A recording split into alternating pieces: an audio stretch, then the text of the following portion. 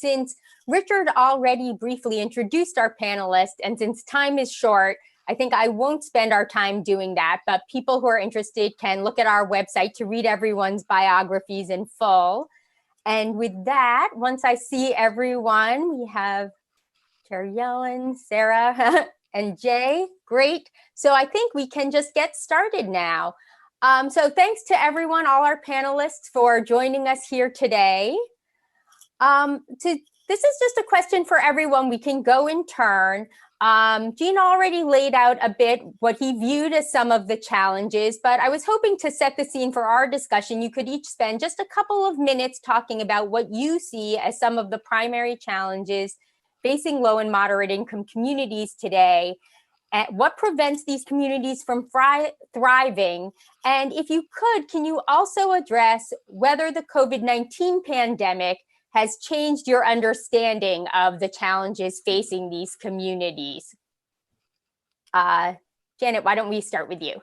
Thanks so much, Stephanie. And let me just say it's a pleasure to be part of this today. And congratulations to Jean for the book and for stimulating a conversation on these important topics. Well, as Jean said, the problems, to my mind, are rooted in the job market, and they particularly affect those who lack a college education. The numbers that Bill showed include taxes and transfers. If you just look at wages, the wages of the median male have been completely stagnant over the last 50 years. And for white men without a 4-year degree, median earnings actually fell 13% in real terms over the last 50 years. Now, as we've got deeper into the recovery in recent years, we've seen some turnaround in wages at the bottom end of the distribution, which is terrific. But when you put that in the context of a 50-year and substantial long-term decline, that's really just a modest improvement. It's not just about wages, it's about the quality of jobs, a disappearance of long-term jobs that offer decent wages and benefits, healthcare and pensions are just disappearing for people without a college degree. And that was once upon a time the foundation of a meaningful life. Manufacturing jobs have been replaced by service sector jobs that are often very insecure. And as firms have increasingly outsourced lower level jobs, I think the connection of workers to firms where they work have eroded, and people find themselves in jobs where there's very little chance of upward mobility within the organization. The deterioration in the job market has caused many prime-age men and women to leave the labor force entirely, and the social and cultural implications have been very far-reaching. It's impaired communities and diminished the services they provide, and that would include the schools, as Jean's been talking about, in the community that he grew up in.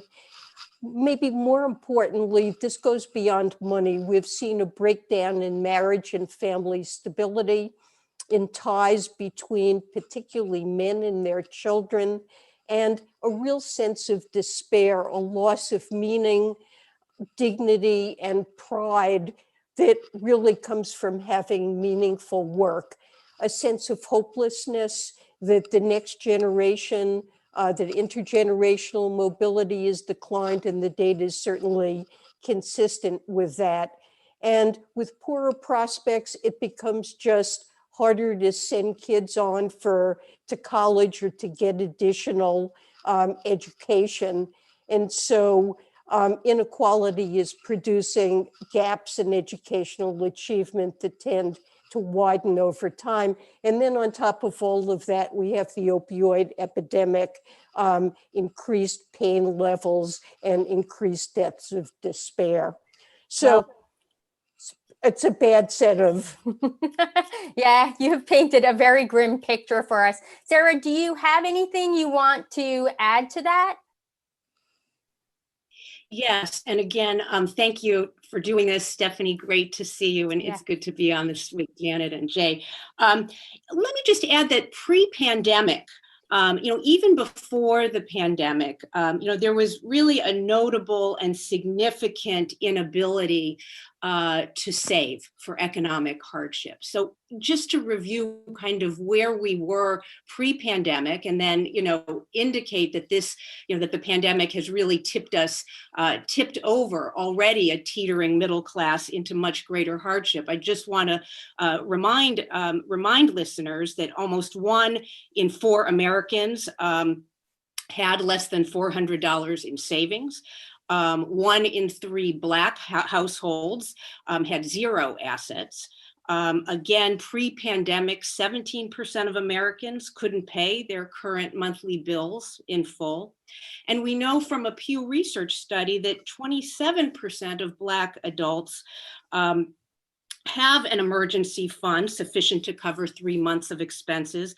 But similarly, white adults have a much bigger emergency fund cushion.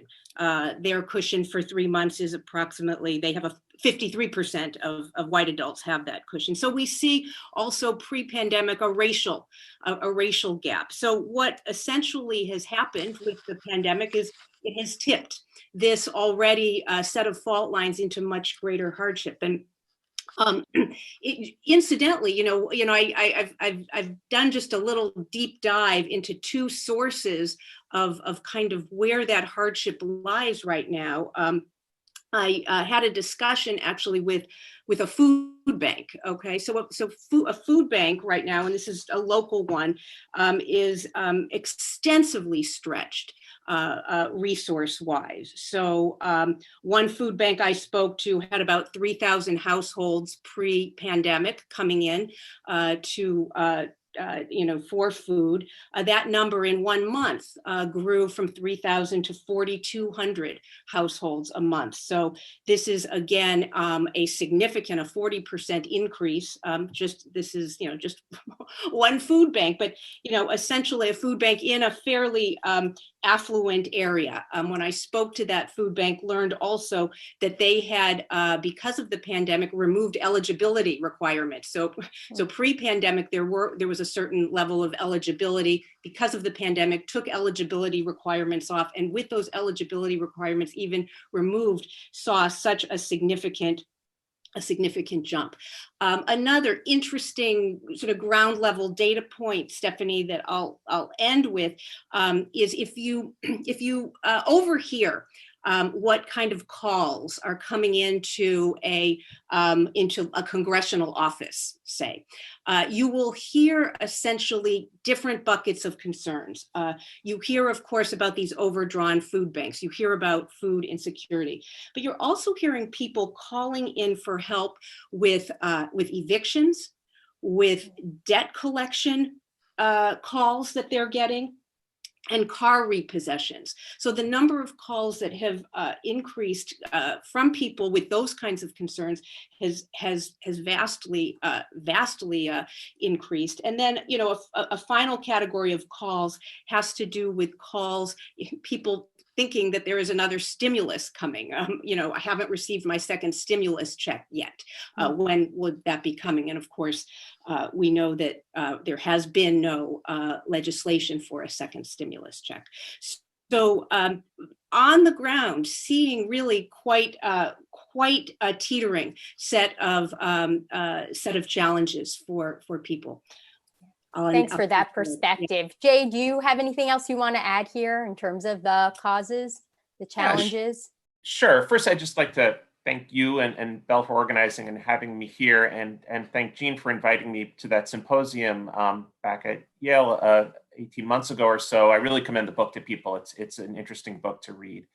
In terms of looking at the primary challenges facing lower and middle income Americans, I think I completely agree with Janet that the primary issue is that the American labor market does not generate good and well-paying jobs for people with less education anymore. The one thing I would add is the way it really hits at the community level. And I think this does actually kind of tie to some of the things Jean and Belle were talking about say, York, Pennsylvania, is that the best predictor of a place struggling is that it's a place with less education, measured both by a lot of people who don't have a high school degree or not having very many people with a college degree. That was true in 1980. It is still true today. It's the thing that predicts that you are doing worse today than you used to be doing. And that, to be clear, that's not blaming those places. It's saying that some combination of a lack of worker bargaining power that has led to worse economic outcomes for people without a college degree, skill-biased technological change that raised the returns for the high education versus low education. And I think importantly, trade shocks that in the last 20 years have hit low education communities in ways they didn't used to. So it's not kind of imports from Japan or Europe impacting kind of higher education places. Over the last 20 years, it's been imports from China that have really primarily hit low education places in the United States. And so I think when you put all those things together, what you find is, in the early 70s, if you were a low education place or a high education place, you were equally likely to have a high or a low unemployment rate. There was just no correlation. And that's not true anymore. Now it is far more likely if you're a low education place, you have high unemployment rates and vice versa. The last thing I would maybe add to this is that there's also a really important overlap between racial inequality and regional inequality. We are clustered where we live by race and ethnicity, in part because of systemic rules and laws that encourage that. And so when you've got systemic racism affecting the economic outcomes of people by race, that then can kind of magnify at the community level, because then you have a whole set of people who have had obstacles in their way in terms of building wealth, in terms of building education, the safety net doesn't work as well, and a whole host of things. And so I think that last piece, that if we're worried about lower and middle income Americans, especially struggling by place, it's really hard to address that without addressing the barriers that race brings in. Great. Thank you. That's actually a great lead into my next question. So, people had the opportunity to write in ahead of time with questions, and everyone wants to know, what are your solutions? And so I would like each of you to take some time to talk about what solutions you have in mind. And I'm particularly interested in this question that Jay alluded to, which is, what is the right level of government at which these, solutions should be implemented? Are these largely things that can be handled at the state and local level? Is there a role for federal policy making? Is it fiscal policy or monetary policy? So I'm interested in hearing solutions and sort of, given that, as Jay said, a lot of this is community, really in localized communities, what's the appropriate level of policy? So actually, Jay, if you want to start with that would be great. Sure. I'd say, even though I think the problems often cluster by community, there are certainly things that can be done at the community level, but I think there's a huge amount that has to be done federally. That there are ways in which the American economy does not function as a single economy in ways that it used to more. There's less mobility, there's less sharing of gains across place. So I would say, to me, the biggest thing is to fix the low-end labor market in the United States. Whether that's raising the minimum wage, improving worker bargaining power, improving unionization rates, increasing training, but also just things that and some of these things operate at lower levels, making the labor market a labor market again. So getting rid of non-compete contracts and working against using antitrust rules to try to make sure that low-end labor markets actually function as markets and people can actually see their wage rates rise. So I think that's one thing. But then there's also an issue. I don't think that fixes everything. That certainly helps some people. But then there's also there's a lack of labor demand in a lot of communities. The employment to population ratio in the bottom 20% of counties in the US is 15 points lower than it is in the top counties. In the Great Recession, that number fell nationally by 5 points, and we all freaked out and tried to say, how are we going to stop this massive problem? It's like these communities are facing 3 Great Recession shocks relative to the top. And so I don't think you can ask them to just fix themselves. I think you need to do something to raise labor demand in those places. And I think there are lots of ways you can do that with targeted policies, and whether it's subsidizing wages, connecting universities and venture capital to those communities. But maybe really quickly, the other thing I would say is we need also to raise the dignity of some types of work. Care work in particular, I think, is a great example where you could raise training and wages and stability in those jobs, and that would have a massive impact on a lot of lower income Americans, but also ensuring the safety net works for when the employment market doesn't. And I think in COVID, we've seen, like, I don't think any of us could have fathomed that the safety net would have operated this badly and this many people would be struggling.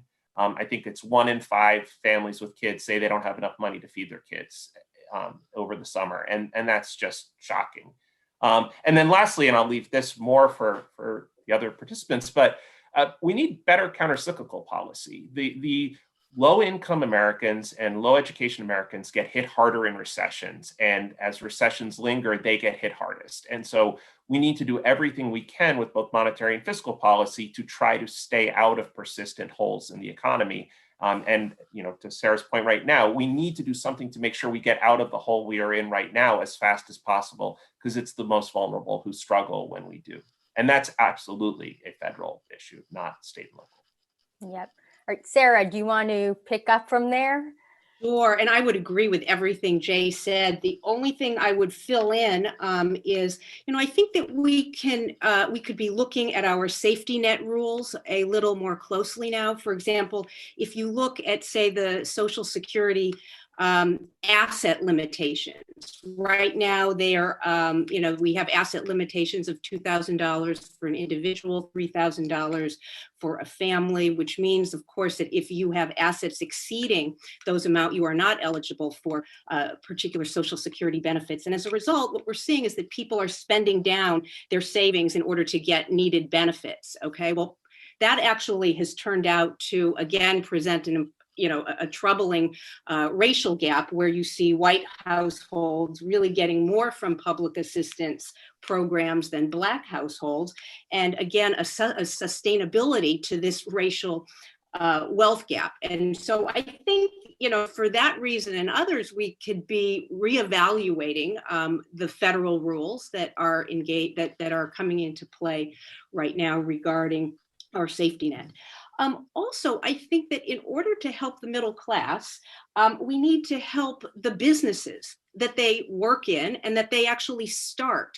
And if you think about the spectrum of business assistance that is being provided right now as a response to the pandemic, you have businesses at the top end that have deep, capital market access, and they are being, I think, assisted quite well.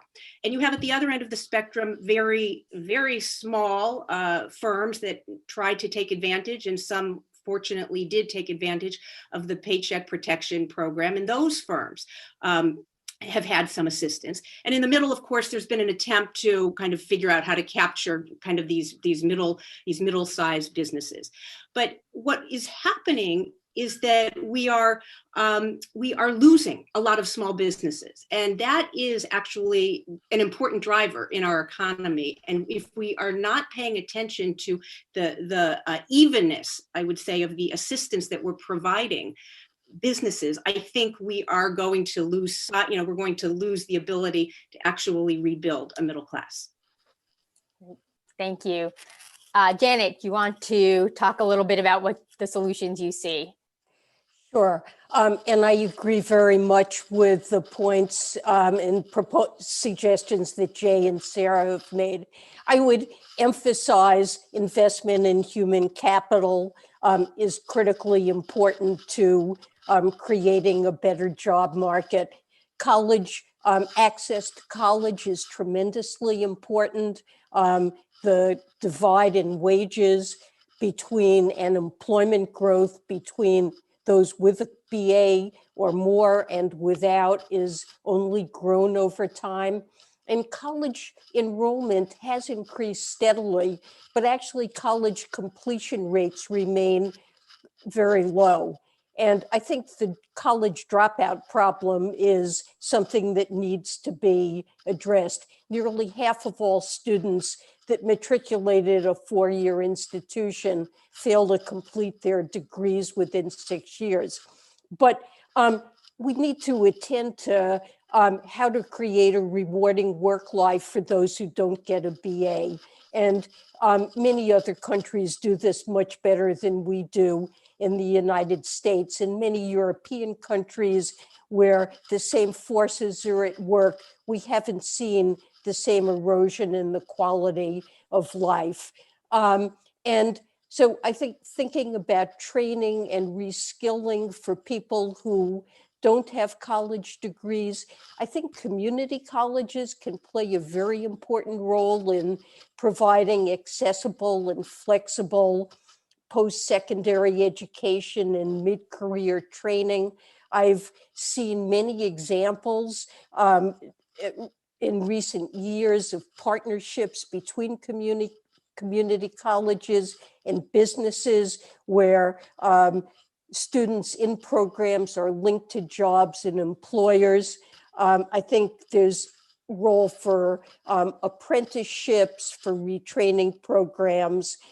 Finally, I'd mention, Jay mentioned this, and I would add that I certainly agree with this, doing everything we can to ensure a full employment economy.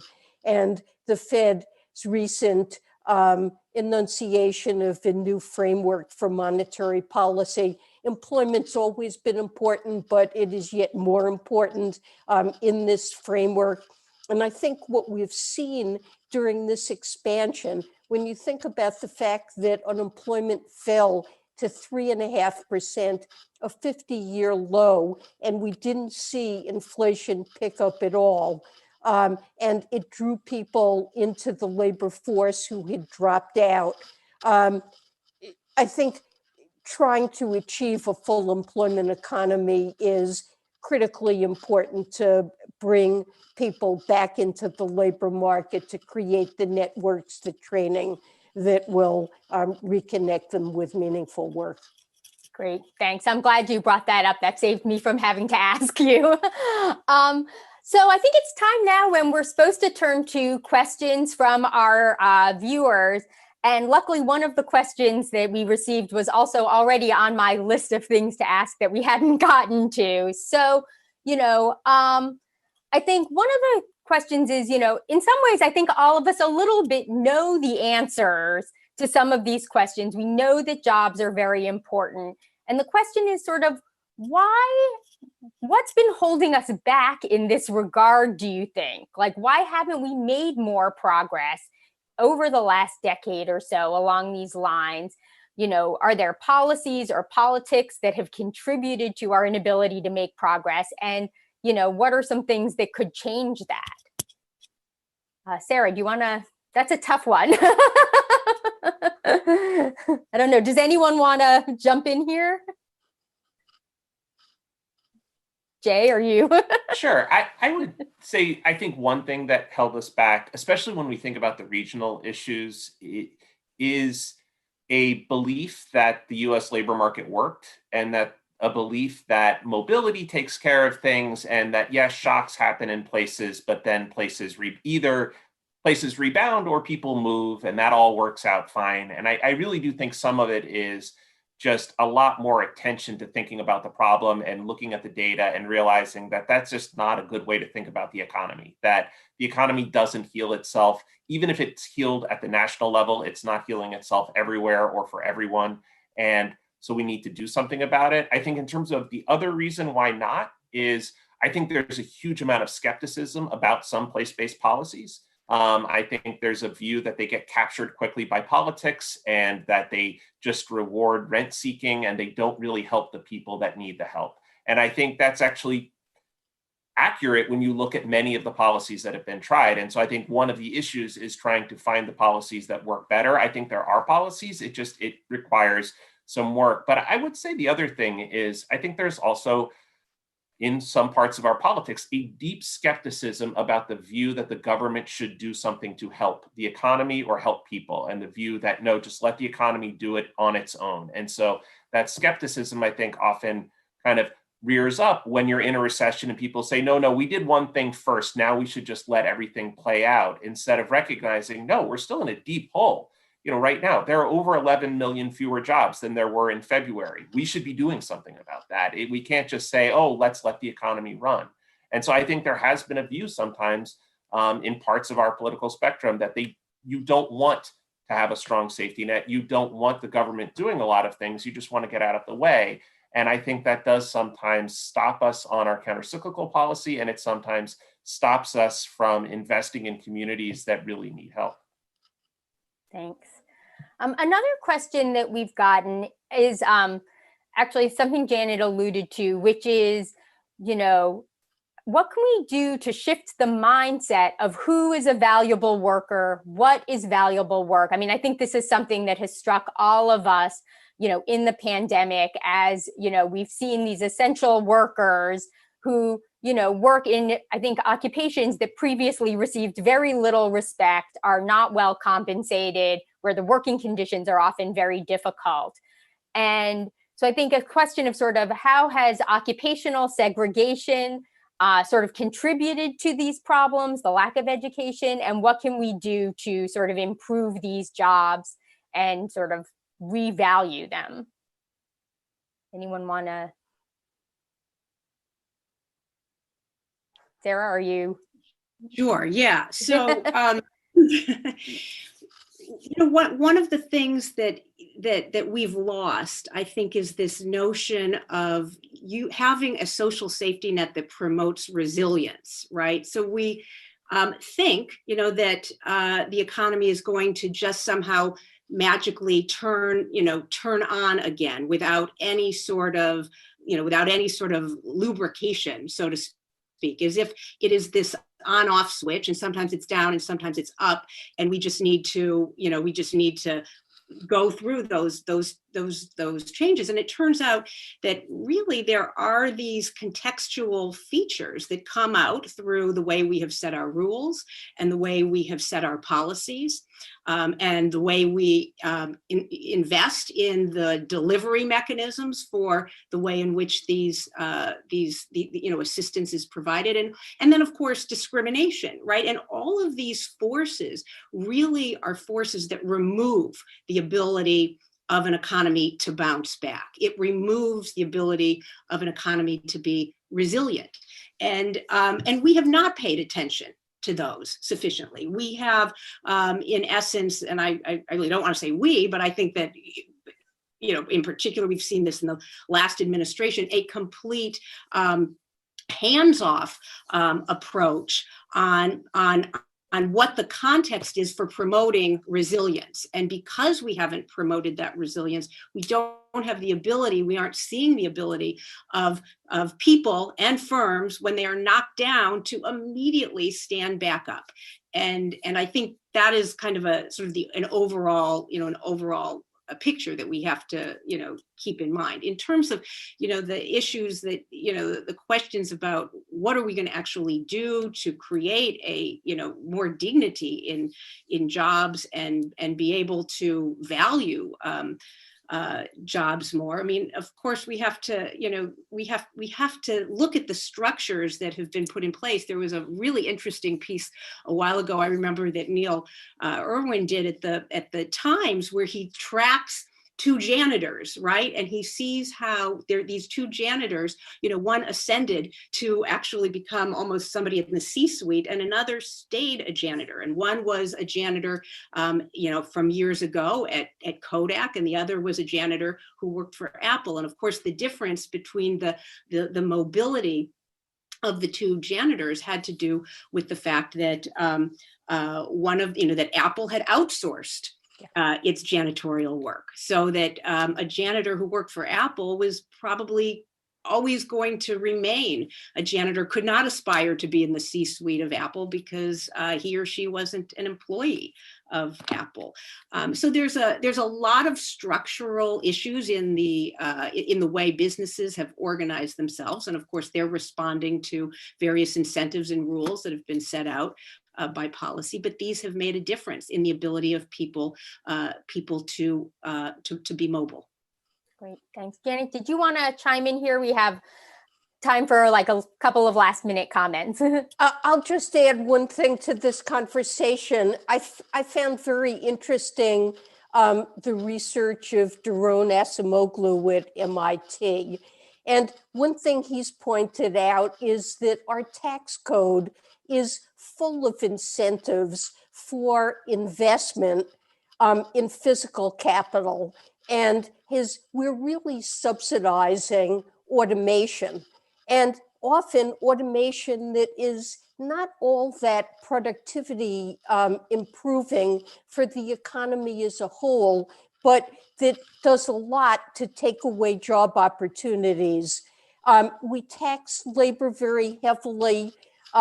We tax capital very lightly, and thinking about ways in which we're encouraging the adoption of technologies that reduce the role of labor. And, especially in this pandemic, when firms have a tremendous incentive anyhow to economize on the use of labor because of health concerns, that's something we need to be particularly attentive to. That's a great point. Thanks. Okay, I think our time is up. So thank you all. This was a really interesting panel, and I'm going to turn it over. Thanks for watching. Be sure to like and subscribe for more videos from Brookings.